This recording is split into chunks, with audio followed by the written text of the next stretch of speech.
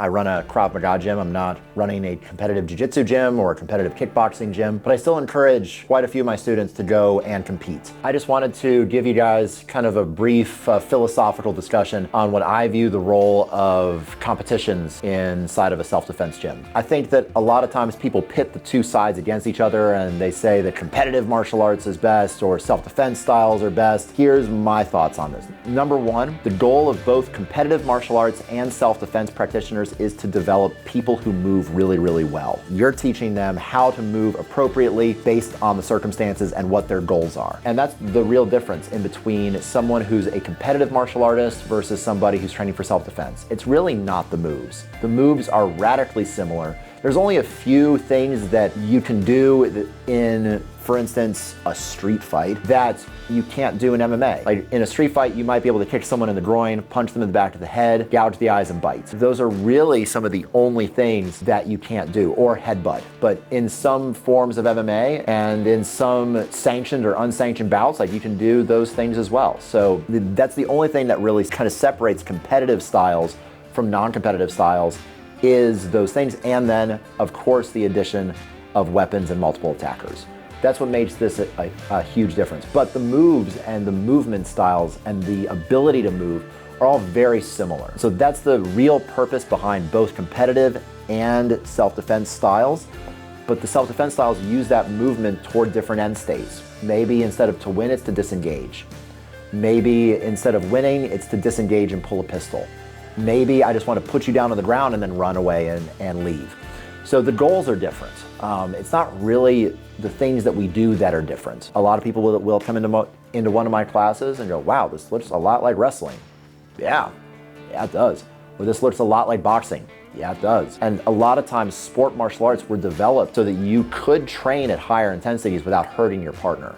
And you could actually verify to see if what you're doing works, which is why I'm a huge fan of being competitive and using competitive styles of martial arts. And it's not sport-based as far as the goals. The goals are to disengage or to put yourself in a position of advantage, stay on top, for instance, be able to punch, or to be able to deal with a weapons-based problem and stay on hand. So there are a few differences, but all of those differences generally just come down to what goals do you have. So what advantage is doing competition for a self-defense practitioner? Number one is pressure. It exposes you to a varying amount of pressure and a more intense pressure than you'll feel in class. When you go out into a comp, you feel like everybody's watching you and it's do or die. It's completely different. The adrenaline is completely different. Remember the first time you belt tested or had to do some sort of martial arts in front of a group of people? Amplify that by a lot because there's 400 people there.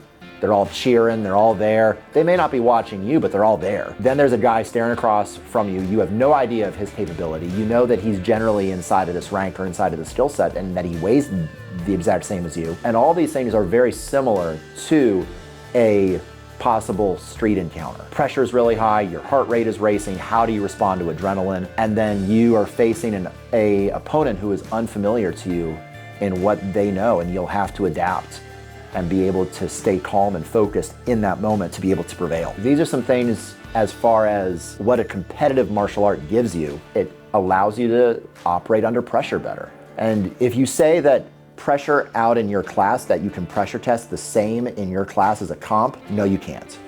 Because you need the unpredictability of people watching who don't know you and somebody that you don't know facing you. You need that.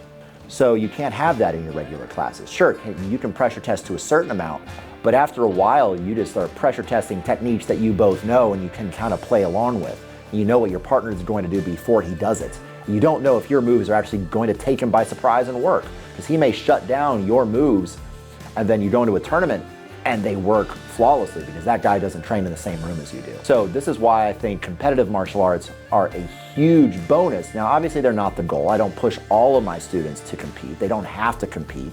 But if they're at a high enough level, I really do think it's a good experience to have at least once or twice. And in both striking and in grappling arts. right? And that's a big thing. Or MMA if they wanted to go that far. But if you don't want to, that's fine. Like we can find some lower level stuff where you're not running the risk of concussions, because that's a huge thing as well, because some people aren't ready to commit to an MMA fight. That's my idea as to why competitive martial arts can be so valuable to a self-defense system. And we're not studying different things. We just are studying the same things with different goals in mind. There are a few outlying techniques, as I talked about earlier, but we're generally 90% of the stuff is the same stuff. It's just goals are different. I hope you enjoyed this brief philosophical discussion. If you want more of this, plus drills and stuff that you can actively do with a partner at home, or maybe you can apply in a class near you, then follow me for more tips.